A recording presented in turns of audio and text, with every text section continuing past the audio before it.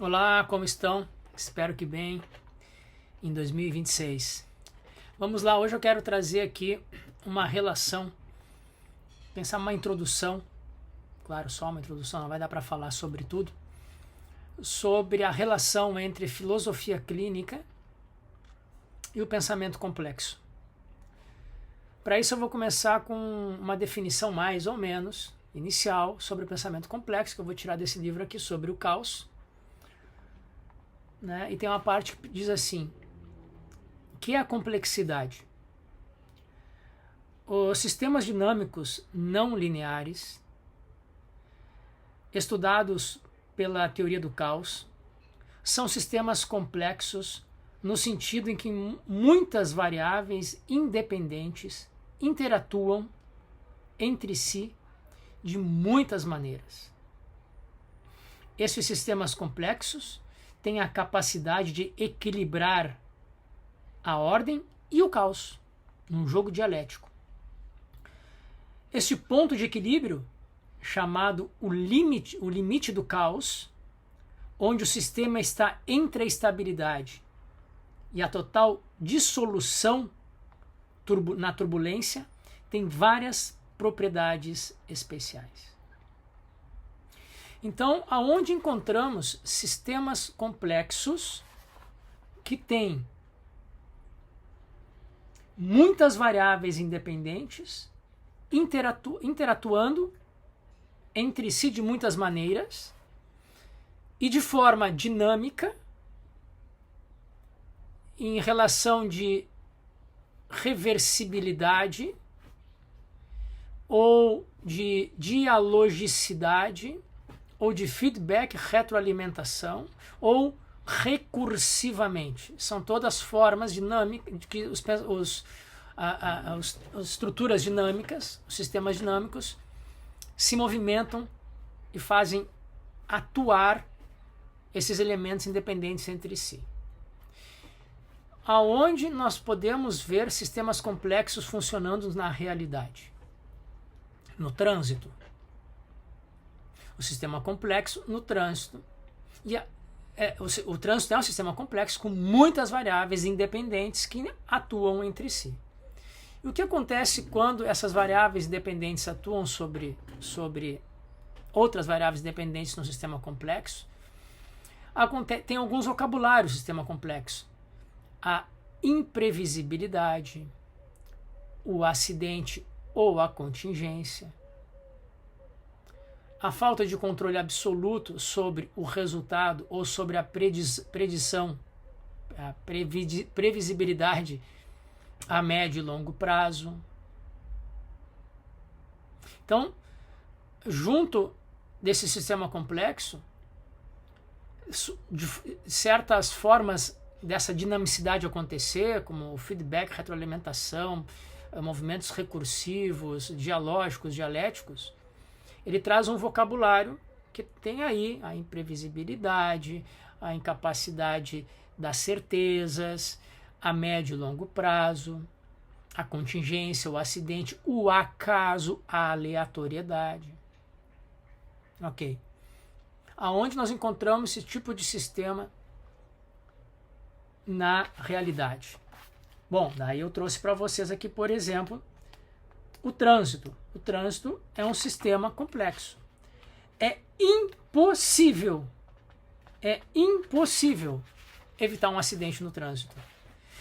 O sistema complexo tem na sua estrutura, não é falta de conhecimento, não é falta de normas, não é falta de controles, traz na sua estrutura esse vocabulário: o acidente, o acaso, o aleatório, o impredizível, o não previsível. Não é falta de tecnologia nem de conhecimento da totalidade das leis, nem de atuações. É impossível no trânsito que não tenha acidente.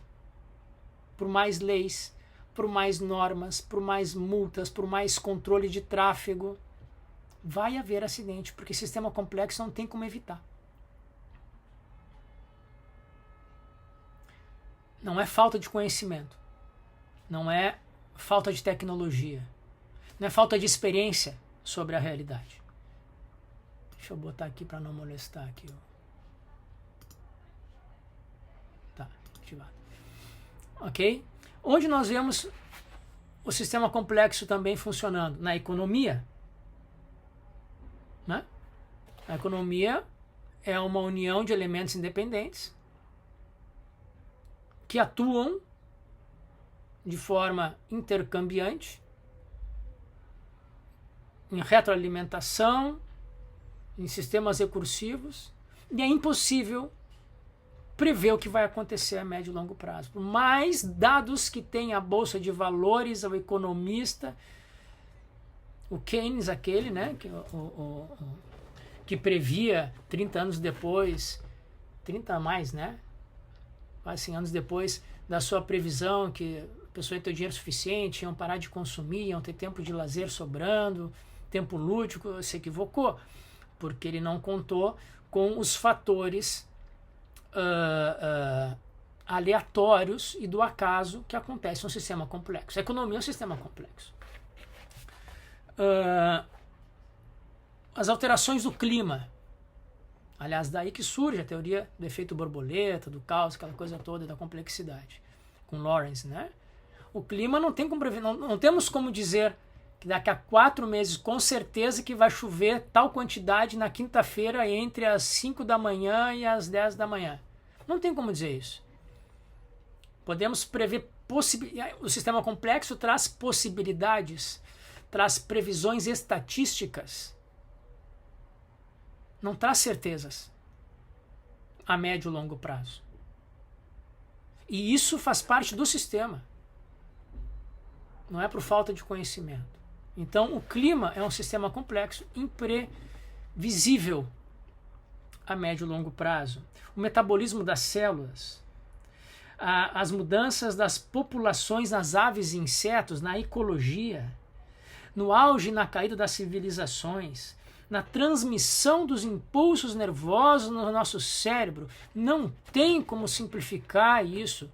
Nós não somos o resultado, ou não somos ontologicamente a química que se dá entre as sinapses neuronais.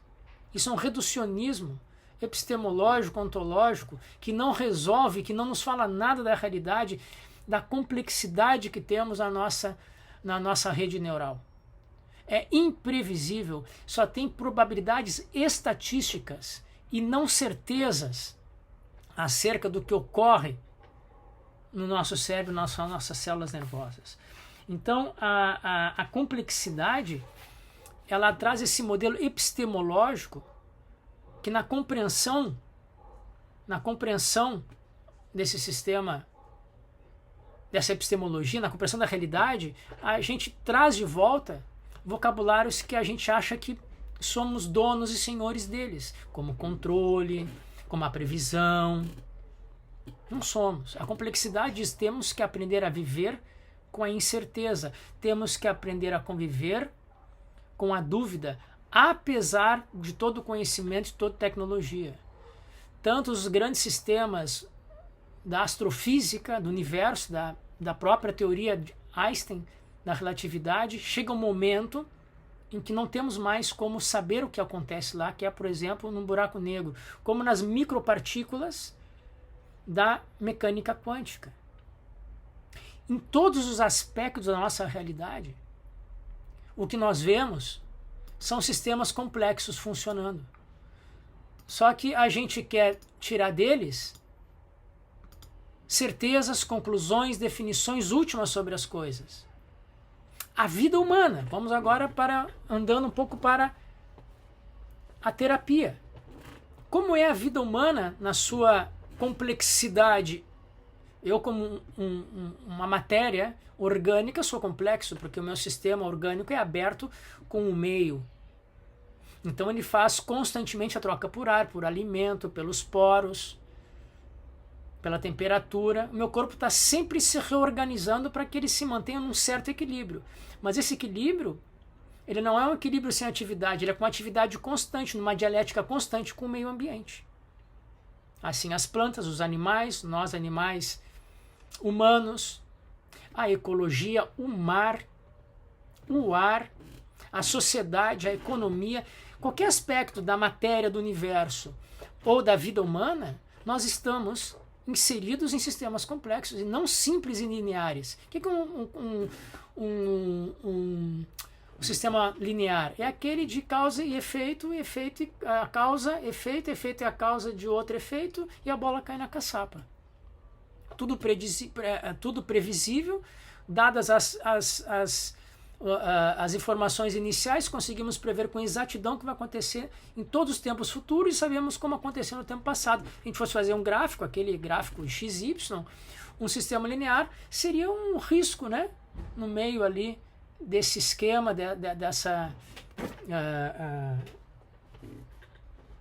desse quadro de XY, né? Desse gráfico. Seria uma retilínea. Um não linear, exatamente, ele começa aqui, faz uma curva ali, depois dessa curva não sabemos para onde vai, pode ser que continue reto e faça outra curva para o outro lado, depois ele faça 3 curvas para cima, 4 para baixo. Assim são sistemas não lineares complexos, que também tem a ver com a teoria do caos. E a vida interior humana é complexa. É uma estrutura, é um sistema, ó, a filosofia clínica aí. Uma estrutura de pensamento. A estrutura de pensamento é complexa em si. Não tem uma previsibilidade, nem que eu queira interpretar os sinais da estrutura de pensamento como se fossem signos e símbolos para uma interpretação quase psicanalítica ou metafísica ou mística do que acontece, eu teria alguma previsibilidade. A estrutura de pensamento ela é complexa em si, na vida interior dessa pessoa.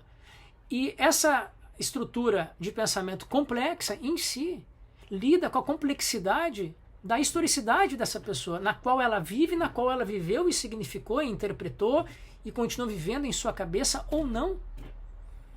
E lida com a complexidade de outros seres humanos que têm a sua estrutura de pensamento complexa em si, interatuando com ela.